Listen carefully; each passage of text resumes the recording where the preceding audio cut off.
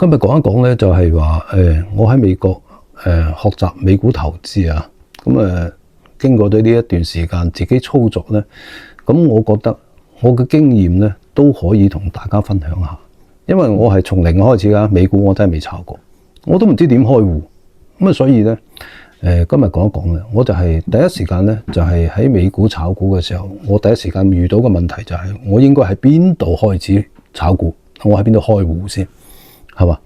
咁所以咧，我第一時間我係問咗 ChatGPT， 就係話我應該喺邊度開戶，有邊啲券商係比較穩陣嘅，係嘛？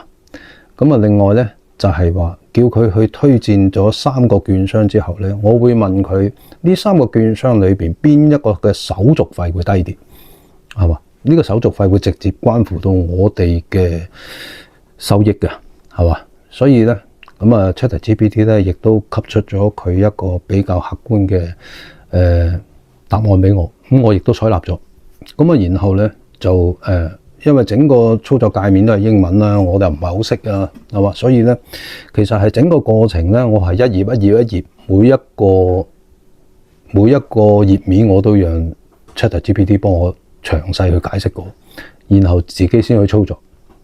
咁咧就喺當我開好戶之後，咁我哋要進行一種股票投資之前嘅話咧，咁我會叫 ChatGPT 會俾一啲股票嘅方案俾我，即係我要買咩股票買咩股票，係嘛？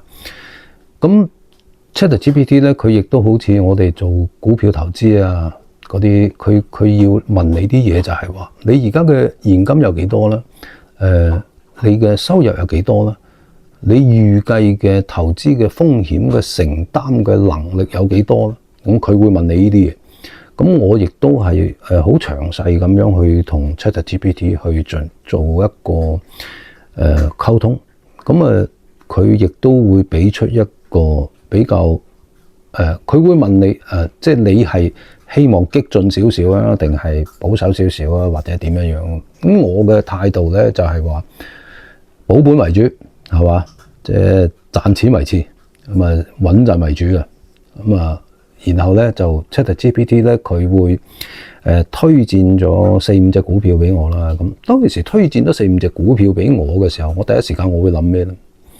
既然 AI 係可以推薦股票嘅話，咁真係要小心啲，因為 AI 係可以出現人為嘅干預或者係政策嘅干預嘅。所以咧，當你喺 AI 你用 AI 去了解股票嘅時候，千祈要小心一樣嘢。如果佢推薦俾你嘅股票，你真係要諗清楚，因為呢啲嘢可能會有人為或者政策嘅干預。所以我亦都冇採納到佢推薦嘅股票啊。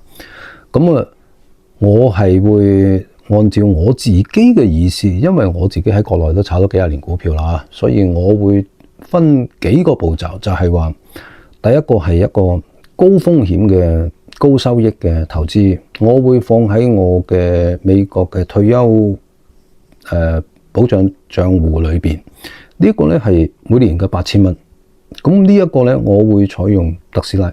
特斯拉因為佢嘅波幅比較大，而且佢係基本上冇分紅，所以呢一個股票你純粹係為咗要去賺佢嘅升值潛力嘅。咁我係會用我嘅退休賬號每年嘅8000蚊去投資特斯拉。點解咁講咧？因為我預計係10年啦，係嘛？10年馬斯克有個1萬億嘅薪酬計劃，係嘛？我同佢一齊分紅啊！我預計係咁啊，係嘛？即係支持下佢啊！咁另外咧就係話，因為呢一個每年嘅8000蚊咧，畢竟嚟講係一個投資組合裏邊佔嘅份額係比較少嘅。因為你10年先至總共投資得100萬蚊啊嘛，係嘛？咁我會係話另外嘅投資組合嘅話，我會係放喺邊度啊？我會選擇微軟作為一個主要嘅成長類嘅亦都穩陣嘅股票投資。咁呢一個咧，微軟嘅話咧，因為點解咧？你凡係玩開電腦啲人啦，都知啦，係嘛？我哋玩咗幾廿年電腦都知道，你 Windows 系統嘅話，基本上係全球嘅霸主啊！冇得否認㗎呢樣嘢，係嘛？所以佢嘅收益嘅話咧係非常之穩定，而且佢嘅股票嘅成長性亦都係非常之好。所以我會選擇係用微軟去作為一個股票嘅投資，因為點解佢有一定嘅分紅嘅比較好嘅分紅，同埋一個股票增值嘅潛力。咁另外咧，我係話選擇可口可樂作為一個防守型嘅一個股票投資。咁當其時我講咗呢一個之後咧，另外我仲要係有一部分係要貨幣基金啦。貨幣基金最主要係提供比較好嘅現金流俾我啦，佢有定期嘅分紅啊嘛。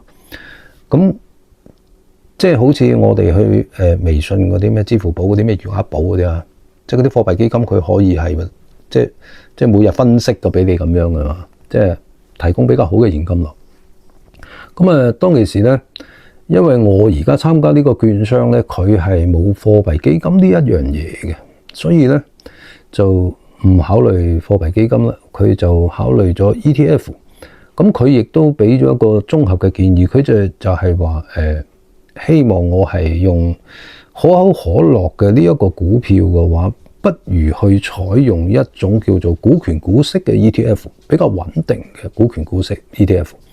佢嘅收益就應該可能高過我單買可口可樂嘅分紅。咁我覺得亦都有一定嘅道理。所以嘅話咧，我係會選擇按照佢俾我嘅一個投資組合啦，就係微軟40%，股權股息 ETF 20%， 40%咧用於短期國債 ETF。點解佢會咁樣樣咧？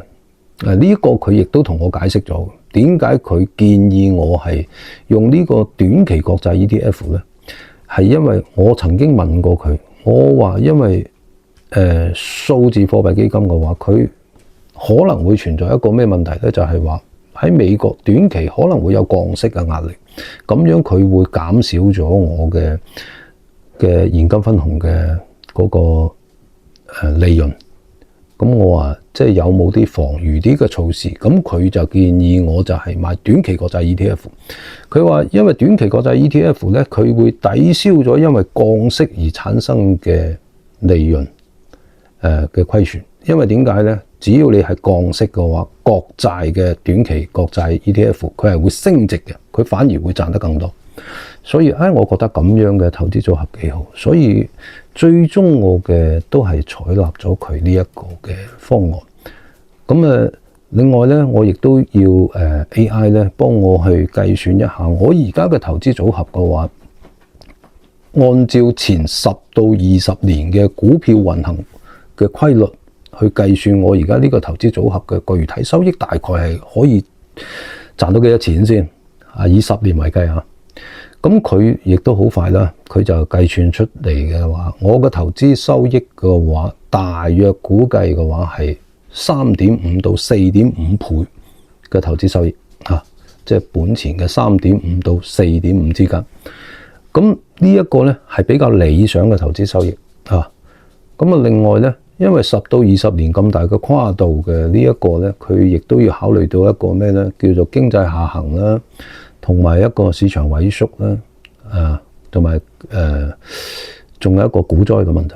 咁佢亦都幫我分析咗就係咩咧？即係如果只係經濟下調，經濟叫做硬着陸啊，即係有啲衰退咁樣嘅話咧，我嘅整個股票投資可能會存在10%到15%嘅虧損。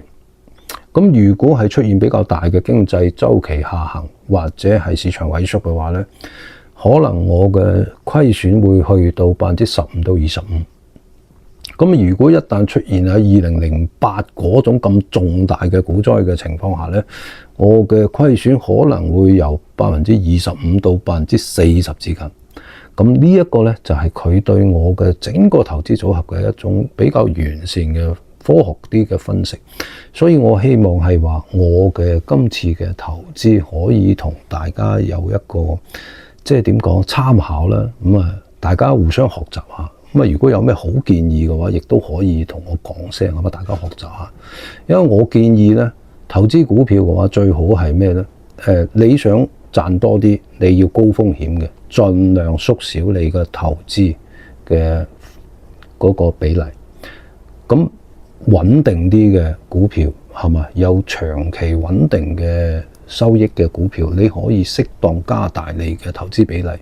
另外咧就係話貨幣基金啊，或者係國債呢一啲咧，可以合理咁樣去分配一下，咁佢哋可以產生一定嘅現金流，咁樣唔至於話突然間股票大跌嘅時候，你想補倉你都冇錢，係嘛？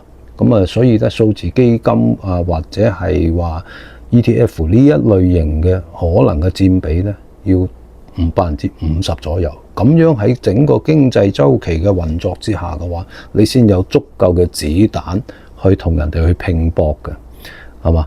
咁啊，希望我嘅分享大家都中意，係咁，拜拜。